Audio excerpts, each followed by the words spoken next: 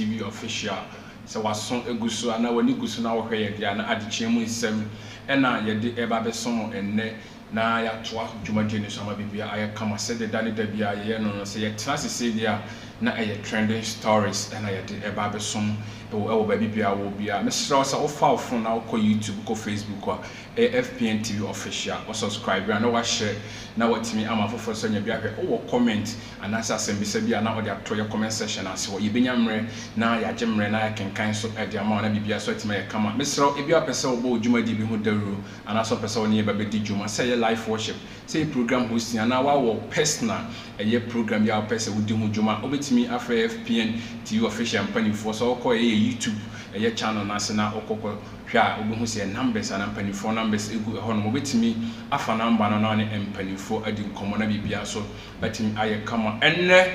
trending story aba ye ba be di ho nkomo me ye imagine say asem we coming can be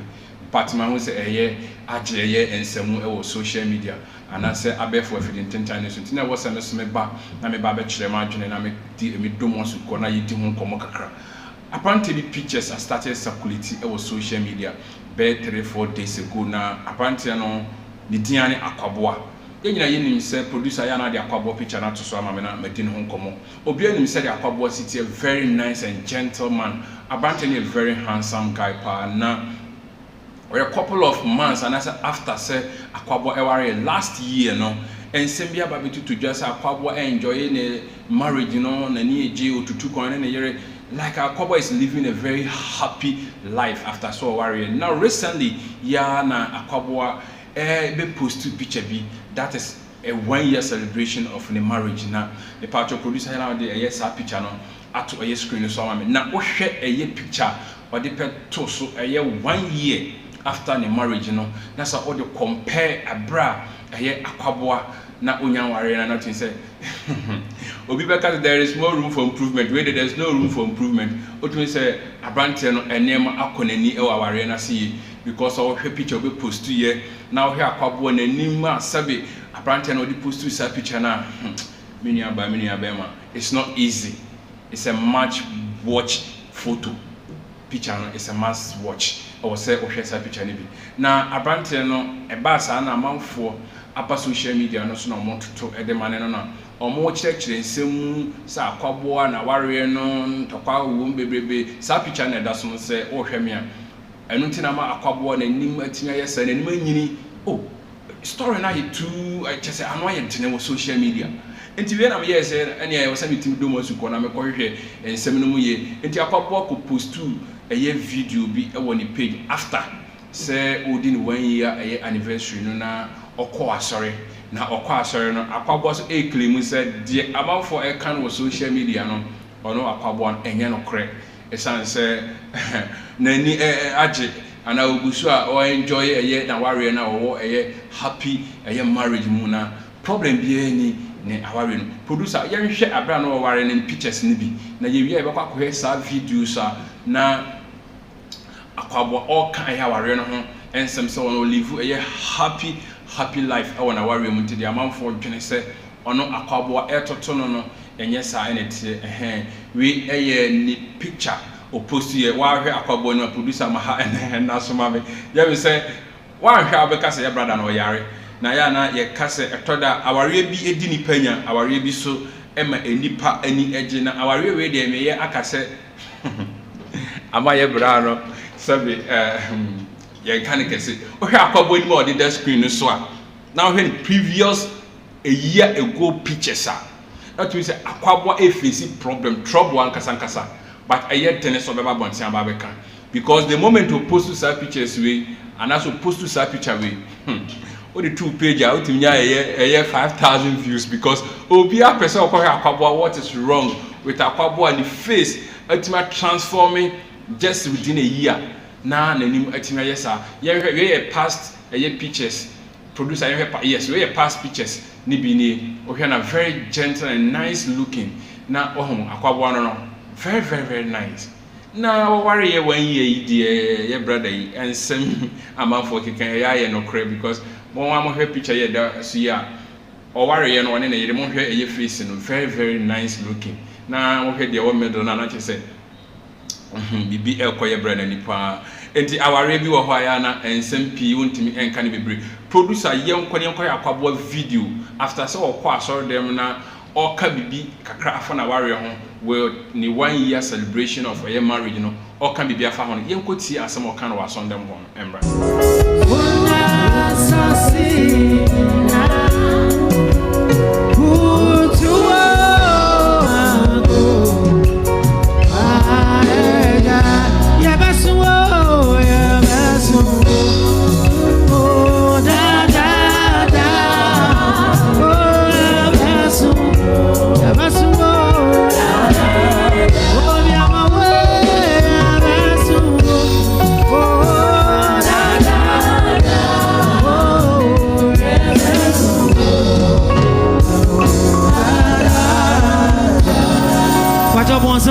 Sana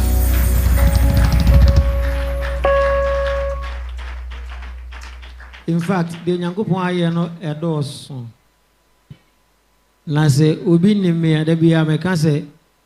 25 years of parliament chapel baby ani yete baby ani efiri baby ana se bi ye dware da bia me tai ka na nyankopon nam na dom so ene ne mobru hu so brasi kona mu ho na nyankopon aye sei ya na eyo fekeke enti se ne me hu kani ai ani abusia ani enamfo nyina gina ha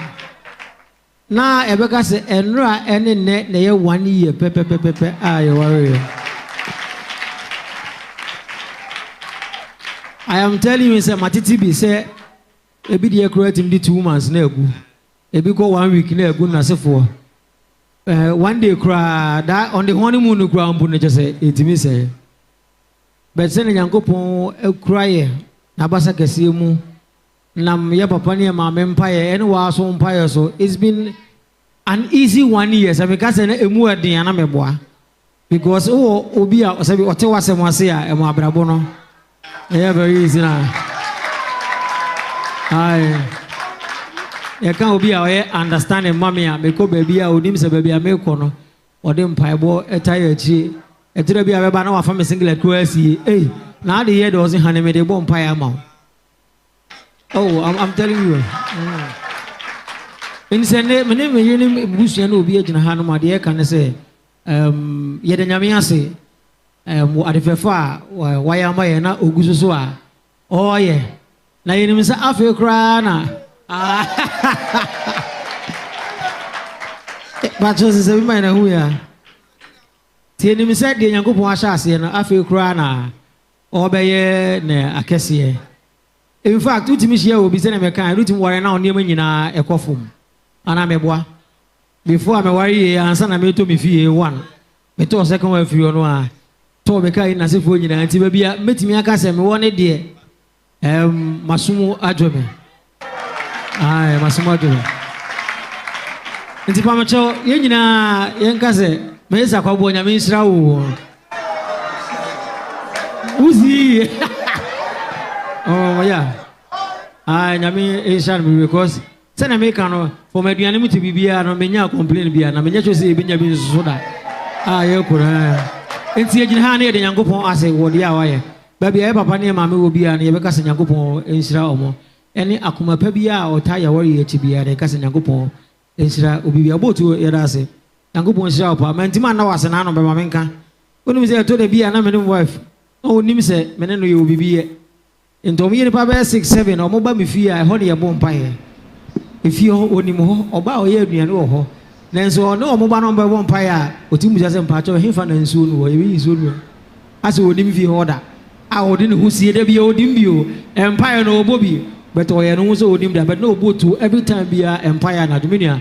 Onyakopon insha odifo. Na me sha mani obibia. God bless you, bro. Yes, we need the Akwaboa Edibabe to Jana after say Akwaboa call a sorry 1 year a marriage celebration and a month for an boys. I started say omo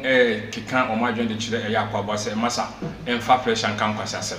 Ujina Sunday morning some our Kenyan and Tosum say oba fa was singlet no the bomb pie amount. It had no ordinary. the boys in the Ekekadichile, your brother Akwaboa no na ene asama me ne wo ye tena se yedi ho nkomo no eye Akwaboa na ware mu nsem se okoware a esro na uti FPNTV official I'm sure no ahwene because marriage can transform you to a different person amamfo ana nipa dodo na akwa hu ye tene so betumi recognize pictures egugu so ne ye Akwaboa ne abrabo ahyase before so be ware na man is very gentle. Minka said this time around on gentle. He is. But nsesanye abaye ni look emu kakra eno na enam so ma social media obie church na adwene obie ka de ye ne de enti video a me ma okokọ he ne video a okọ ason dem na okọ testify say olive happy married life na ohwe na nimu a na just say aware ne de he's not happy.